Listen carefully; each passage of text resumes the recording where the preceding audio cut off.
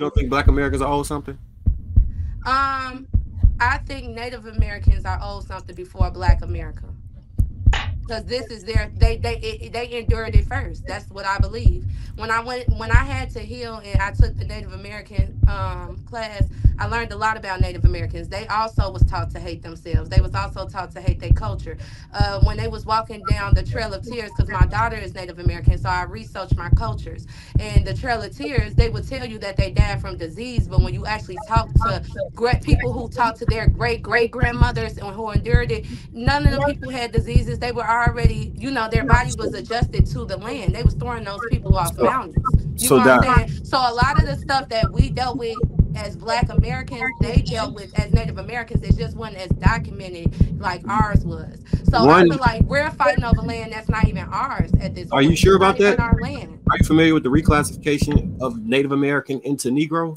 Yes, I do believe. So No, a I agree large with that portion too. of But I'm talking Negroes. about. I'm talking about specifically African American. Compare it to, then yes, you're gonna feel like you're at the. Honestly, me moving to Senegal was the best thing I ever did in my life. And that's, I mean, aside from the fact that like I met my husband, I learned the language, we built a business, all that good Yeah, stuff. roll off. What it taught me, yes, my degala Wolof Bubak or Yeah. Tutsi Rat. But what I'm saying is that you have to have something to compare it to. So that's why, like me living in Senegal and being called the Tubob, that made me a hyper patriot, right? Because Tubob is Wolof a foreigner. And I'm like, oh, y'all said I'm foreign? They said, yes, you are. I said, yes, I am. I'm American. I'm going home. Okay, so if you've never had those experiences, then it's easy to say, we at the bottom, we don't have enough. And unless you go to Courant Coupe is French for power cuts. And if you're not dealing with rolling power cuts and you don't know when the lights coming on, or you're dealing with eau coupe when the water not working, and all that kind You of do know stuff, that you black don't folks have nothing experience to that over here, compare it right? to. We Thank living you. You great do in know the that black United people States of experience that America. over here, Even right? the people in On the a project. regular, on You a do know regular. that black people experience that over here a lot, right? That's a Where? choice. No, wait. Where people? No, it's Where people? not. Where? It's chaotic. Chaotic. See, Where? that's Tell me where, honey. It's a when. choice. So, for example, did you know? Have you ever heard of something called Cancer Alley? It's in Down in Louisiana. Louisiana, yes. That's not a choice. They experience those where they're amongst where these black folks are largely congregated in areas where there's a lot of infrastructure that causes cancer.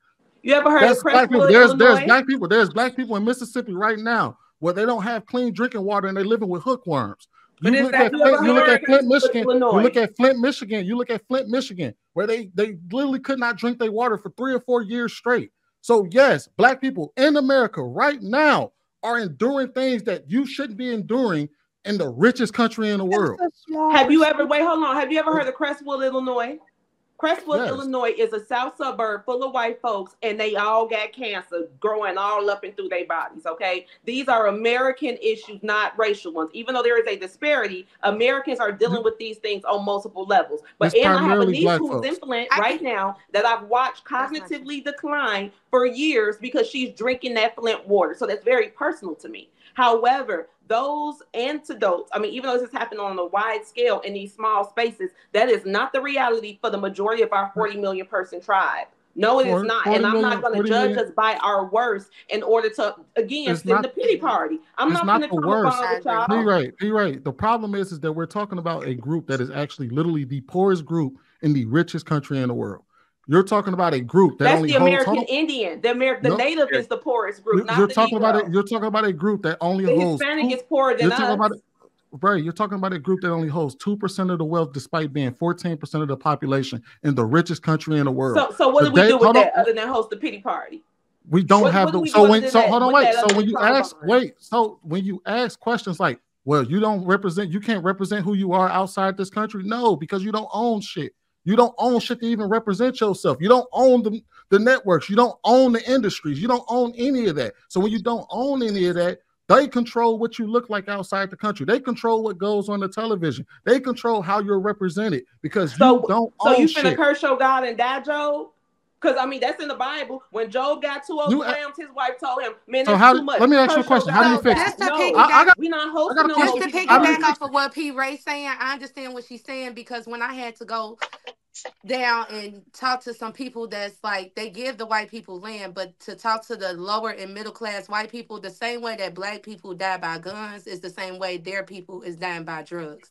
and they're really ignorant. Like they really not like smart. Like they really dumb. And it's a lot of, and I do feel like they do that on purpose. I do feel like they publicize what we're going through the most just so we can stay in this victim set mentality. I do feel like they do that, and I feel like the more they publicize it, the more we say we're owed something, we're owed something. Versus the other people, they not publicizing they stuff because they know that's going to give them the most. And that goes back to psychology. So die, we're not The owed anything. psychology of You don't it. think Black Americans are owed something? I think Native Americans are owed something before Black America. Because this is their they endured it first. That's what I believe. When I had to heal and I took the Native American class, I learned a lot about Native Americans. They also was taught to hate themselves. They was also taught to hate their culture. When they was walking down the Trail of Tears, because my daughter is Native American, so I researched my cultures. And the Trail of Tears, they would tell you that they died from disease, but when you actually talk to people who talked to their great grandmothers and who endured it, none of them people had diseases. They were already, their body was adjusted to the land. They was throwing those people off mountains. You know what I'm saying? So a lot of the stuff that we dealt with as Black Americans, they dealt with as Native Americans. It just wasn't as documented like ours was. So I feel like we're fighting over land that's not even ours at this point. Are you sure about that? Our land. Are you familiar with the reclassification of Native American into Negro? Yes, I do believe. So No, a I large agree with that portion too. of But I'm talking Negroes- about specifically African Americans. I mean, it's both. One, a large of us, due to our ethnogenesis, a portion of us have Native American blood in us, or were Native Americans that was reclassified as Negroes due to the way that the country's set up. But if you take 400 years of torture, forced labor, and yeah, and if you take 400 years of rape, deletion, kidnapping, forced labor, and you store the wealth. Well, let me ask you this: do you believe in inheritance? It doesn't psychologically make sense that they would give us anything. It doesn't make sense for us to keep fighting for that. Damn, where'd she go? So the point I was making, I don't know if you can hear me still, Dad, was if you believe in inheritance, if you believe in life insurance policies, if you believe in insurance in any facet, that if somebody has something done to them, the survivors or heirs of that person are entitled to the benefits from that procedure. That right there is legal precedent and is precedent. The only people that they do this with is Black Americans or reclassified Negroes or whatever you want, as long as your people was here before 1860, before the 1860 census. And in doing so, it cheapens the way that we represent ourselves by saying that we're not owed something when we're absolutely owed a debt. It's not begging, it's not asking, it's a literal debt of the robbed inheritance of our people. And that this would be akin to you getting a car accident, dying by a drunk driver who had millions of dollars, and then your kids try and sue them, and the people say, you're not owed that money. You can't sue for that money. Oh, if you get the money, you're gonna spend it on Jordans and XYZ. It does not matter. A debt is owed and a debt needs to be paid. Did you hear what I was saying? Okay. I heard everything you said, but it just honestly, it goes back to like being like how y'all said, being a man. It's like it doesn't psychologically make sense for the people who put us in this position to help us out of it. It just don't make sense. It's not help. And I feel like by us doing that, we're not even taking account what power that we actually have. You know what I'm saying? We can walk and chew gum at the same time. We can also work to better our situation while we're in this situation, but that does not remove the fact that the debt is owed. We should not, for our ancestors' sake, for our history's sake, for healing's sake, allow people to just gloss over. Y'all focusing on but you got to focus on things in order. We cannot get the debt that's owed to us until we come together as a people. So people is always focusing on the debt because y'all ahead of us. Y'all ahead of most of us down here. And when I say us, I mean me, because no, I didn't grow up with a father in the household. But one thing I could say, I got a great relationship with God, so he made sure I didn't miss out on too much. You know what I'm saying? But for us down here, y'all past us. You know what I'm saying? Y'all got it. Y'all got the idea. Y'all see what it needs to be done. But at the same time, we have to work together as a people. We got to get more of our people at the level y'all are at in order for us to fight for those rights, because everybody else, they're on the same page, so they getting what they need. The Native Americans finally said we had to forgive people that weren't sorry to get our land back. You feel me? Like they weren't gonna ever say sorry. So in order for us to work as a people and heal and be able to work as a people, we had to forgive people that weren't sorry. That was the way they got what they need and start to move together as a people. We steadily looking for sorries from people who ain't sorry. We We ain't steadily looking looking for for sorry. handouts from people who ain't handouts. But if we That's not a want what's handout. owed to us, we can demand it if we use our voice as one. So that's the first mission, getting us all on the same page. Then we can go after what's owed to us. I didn't never say we wasn't owed, but I think it's crazy to go after something that's owed to us, which is only a few, when it's not enough of us going after it. And that's why we ain't getting it. So, but no, I don't think y'all both are disagreeing on that point. It would require all of us to come together to be able to pull something like that. And I think that's what Marcus is just basically saying, is that the debt is still owed, regardless of how we get there. The debt is still owed. It's not a handout. It's not they giving us something. It's owed. It's owed based on what our ancestors endured, based on what from slavery to Jim Crow to convict leasing to redlining to the robbery to the theft and the robbery of our community. All of that is still owed regardless. And they're like, so it's that's old, all he was but asking. what we would do with it if we're not It doesn't matter. It doesn't even matter what we would do with it. It doesn't even matter what we would do with it. It does matter. It matters because if they give us what we're owed and we turn it into strip clubs and liquor stores and things of that nature, we're not being productive with the things that we're giving. Can you tell ComEd that I don't want to give you the money? I don't like how you. I gotta say this. Can you tell the tax officer that I'm not gonna pay my taxes because I don't like how you gonna spend it? It's a nonsensical argument. What they do with their money is what they do with their money. I agree. I personally think. If I give you land and I give you money right now, they gave us. We just said that they gave each black household about $60,000 to $100,000.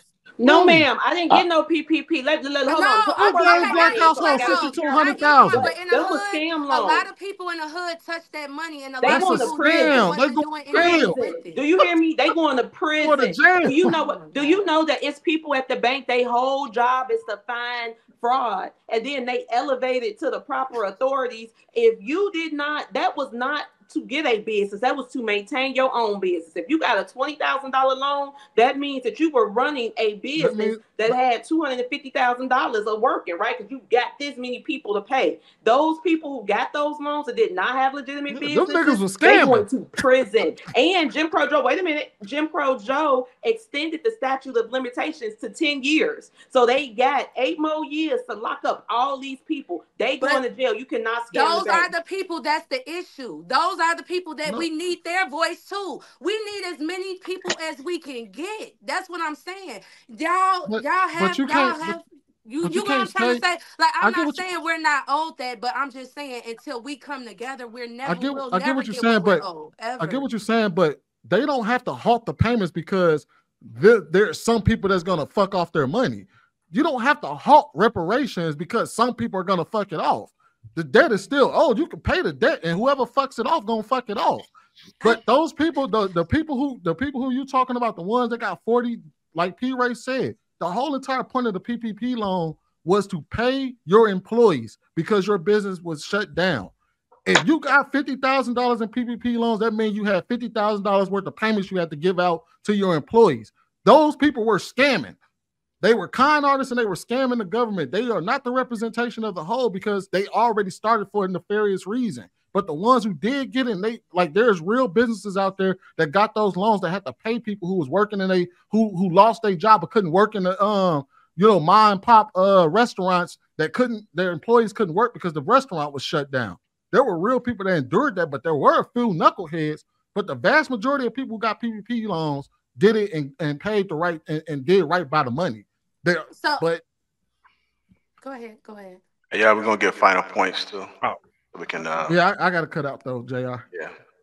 No, I get what you're saying. I do feel like we're all definitely old stuff, but I do feel like after just looking at both sides without a biased opinion, it's gonna take us to come together, love each other first, and move as one.